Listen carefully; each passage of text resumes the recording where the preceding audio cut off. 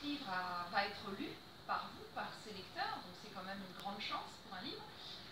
Et puis en plus, la plupart des prix font des rencontres effectivement autour des livres, donc on sait qu'on va avoir des rencontres avec le livre, quoi.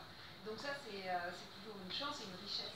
Et donc moi ça me... Mais je pense pas que vous trouverez un auteur qui serait, qui serait pas content, mais je pense que oui, c'est vraiment une chance pour l'ouvrage et pour l'auteur par ricochet de voir son livre sélectionner un prix.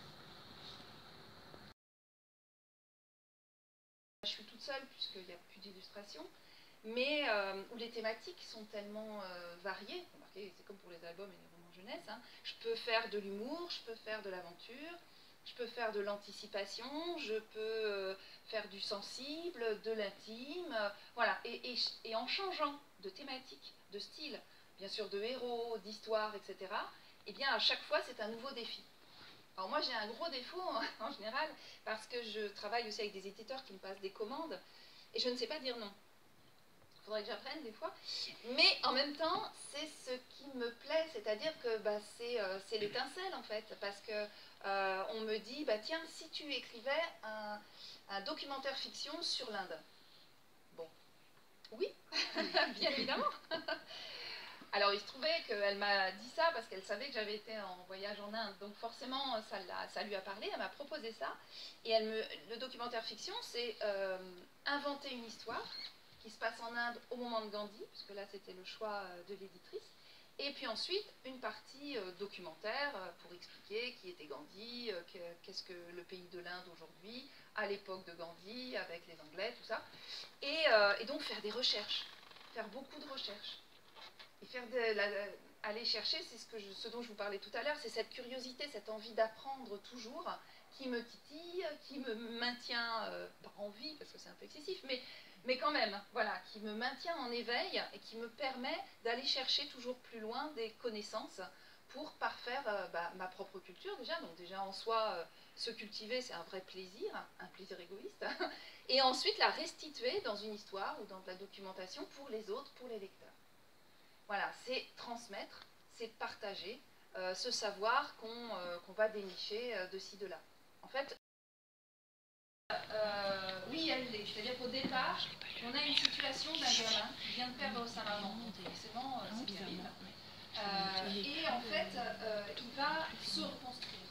C'est-à-dire que moi, mon personnage, je peux lui faire subir plein de choses.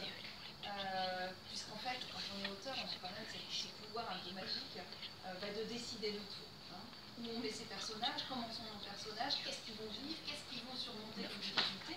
Mais ensuite, je le tire vers le milieu. Donc tout au long du livre, les personnes qu'il rencontre, notamment sa demi-sœur, notamment bien sûr Katia, vont lui permettre, et même son père, qui va lui révéler des choses, même si ce n'est pas le roi de la relation filiale, hein, on est bien d'accord, ou paternelle en tout cas, mais il va petit à petit lui faire comprendre.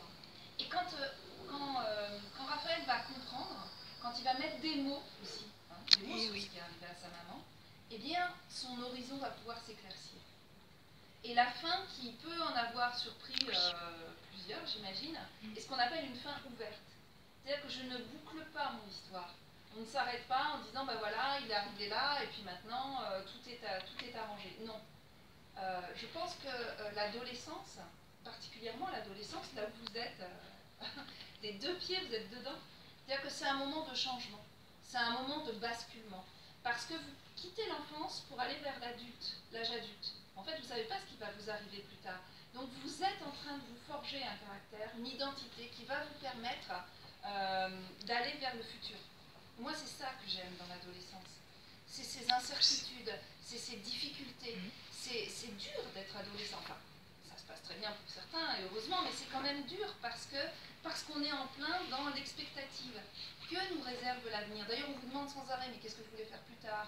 Mais réfléchis à ton futur, mais travaille, parce que sinon, qu'est-ce que tu vas faire plus tard? Qu'est-ce qui va se passer? Qu'est-ce qu'on va bien pouvoir faire de toi? Etc. Et c'est vrai que c'est un moment particulièrement délicat, et c'est pour ça peut-être que mes histoires sont tristes, comme vous le nommez, mais qu'à chaque fois, dans toutes mes histoires tristes, en fait, on va vers le milieu. Et quand je lâche mes personnages à la fin du livre, ils sont sur un chemin qui leur a permis d'ouvrir des portes ou qui leur permet d'aller mieux et de pouvoir se dire mais il y a du souffle, il y a de l'espoir. Et mon chemin va continuer, mais c'est aussi, il est entre mes mains, et puis il y a des personnes qui peuvent être là pour nous aider.